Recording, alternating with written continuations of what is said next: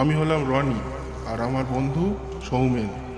31st নাইটের এক বন্ধুর বাড়িতে পার্টি করতে গিয়েছিলাম। সেখান থেকে ফিরতে অনেক রাত হয়ে গেছে। হাত ঘড়ির দিকে চোখ যেতেই দেখলাম তখন রাত 2:30 বাজে।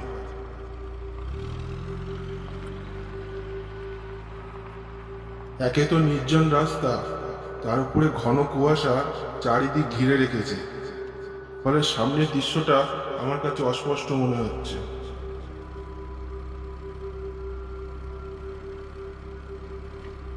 ভাই, গাড়িটা আসতে চালা। কিছু হবে না, তুই চুপ করে বস তো। না না, তুই একটু গাড়িটা আসতে চালা। সামনের একটা ব্যাগ ঘুরতে আচমকা একটা ধাক্কা, কিছু বোঝার আগেই সব শেষ। তুই এটা কি করলি?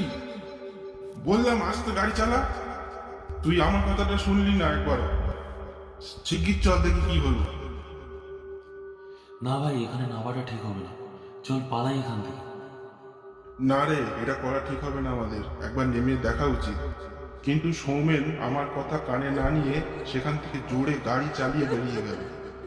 বাঁচান বাঁচান, আমাদেরকে ছেড়ে যাবেন না, আমাদেরকে একটু সাহায্য করুন, বাঁচান বাঁচান।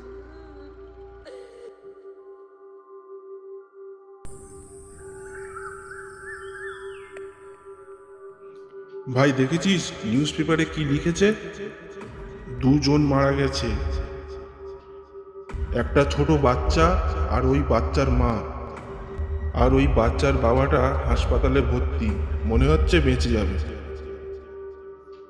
হ্যাঁ রে, দেখেছি। আমরা তো আর ইচ্ছা করে কিছু করিনি, ওটা একটা অ্যাক্সিডেন্ট ছিল। আমি আর সৌমেন একই অফিসে কাজ করি। কাজের সূত্রে আমাদের দেশের বাইরে যেতে হয়। আজও আমরা কাজের জন্য দেশের বাইরে গিয়েছিলাম। কাজ শেষ করে ফিরতে অনেক রাত হয়ে গেল। কিছুক্ষণের মধ্যেই জোরে বজ্র বিদ্যুৎ সহ বৃষ্টি শুরু হলো। ঠিক তখনই রাস্তাটা আমার কাছে অচেনা লাগলো। তাহলে কি আমরা রাস্তাটা ভুল করে ফেলেছি? ভাই, আমরা কি ভুল রাস্তায় যাচ্ছি? এতক্ষণে তো আমাদের বাড়ি চলে আসার কথা। হ্যাঁ রে, আমারও তো তাই মনে হচ্ছে। এত বৃষ্টিতে মনে হয় রাস্তাটা ঠিক করতে পারি।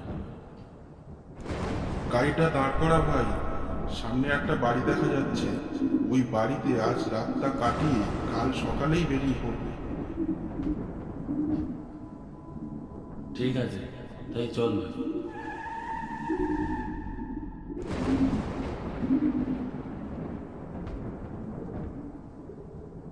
বাড়িটা খুবই পুরনো, দেখে যা মনে হচ্ছে এই বাড়িতে অনেক দিন ধরে কেউ থাকে না। দরজায় ধাক্কা দিতে দিতে আমরা জোরে বললাম, বাড়িতে কেউ আছেন? বাড়িতে আছেন? হঠাৎ দরজাটা একটা ভয়ঙ্কর শব্দ করে কেউ যেন খুলল। দেখা গেল একজন বয়স্ক লোক লণ্ঠন হাতে এগিয়ে আসছে আমাদের দিকে। সেই লোকটি ভয়ঙ্কর কর্কশ শব্দে বলে উঠল, এত রাতে এখানে কি চাই? কে? আমরা এই বৃষ্টিতে রাস্তা গুলিয়ে ফেলেছি, আজ রাতটা আপনার এখানে থাকতে চাই। তা বেশ। এই বলে লোকটি ঘরের মধ্যে ঢুকে গেল। আমরাও লোকটির পিছন পিছন ঘরে ঢুকলাম। আবারও লোকটি সেই ভয়ঙ্কর স্বরে একটি বিছানা দেখিয়ে বলল,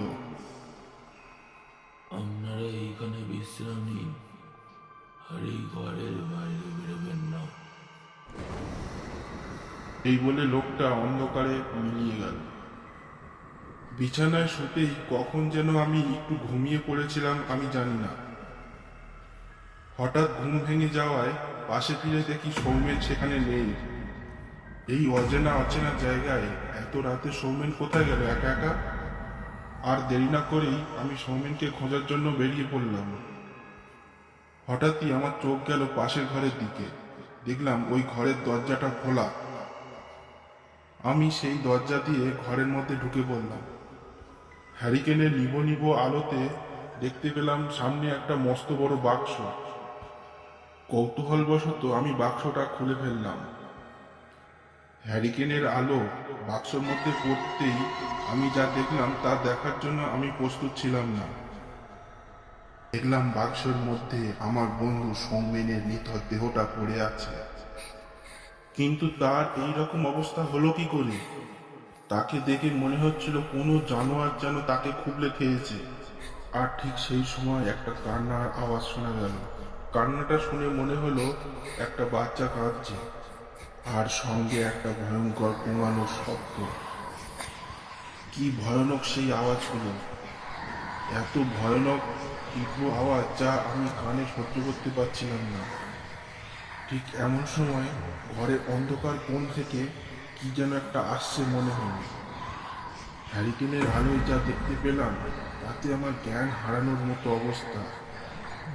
দেখলাম একটা ভয়ঙ্কর হিংস্র প্রাণী আমার দিকে 4 পায়ে এগিয়ে আসছে। এবারে যা দেখলাম তাতে প্রাণী বলাটা ঠিক হবে না। একটা হিংস্র মহিলা নরখাদক আমার দিকে এগিয়ে আসছে। তার চোখে মুখে যেন প্রতিশোধের আগুন জ্বলছে। হঠাৎ কিরে, সেই 31শে ডিসেম্বর রাতের কথা তো মনে আছে? তখন সাহায্যের জন্য তোদেরকে কত ডেকেছিলাম, কিন্তু তোরা কেউ আমার ডাকে সাড়া দিসনি। কিন্তু তোরা নিজের মতো গাড়ি চালিয়ে বেরিয়ে গেলি। সেদিন যদি তোরা গাড়ি থেকে নেমে আমাদের একটু দেখতিস, তাহলে হয়তো আমরা বেঁচে যেতাম। ততক্ষণে সেই ভয়ঙ্কর প্রাণীটা আমার গলাটা এমনভাবে চেপে ধরেছিল যে আমি দম নিতে পারছিলাম না। সেই মুহূর্তে আমি হয়তো অজ্ঞান হয়ে পড়েছিলাম। তারপর থেকে কিছুই আমার মনে নেই। পরের দিন সকালে আমি নিজেকে আমার বাড়িতে আবিষ্কার করলাম। পরে জানতে পারি জঙ্গলের মধ্যে আমার গাড়ি থেকে পুলিশ তল্লাশি করে আমাকে খুঁজে পায় ওই জঙ্গলের পুরো বাড়ির মধ্যে, এবং আমি সেই ভয়ঙ্কর প্রতিশোধের ইচ্ছা থেকে প্রাণে বেঁচে যাই।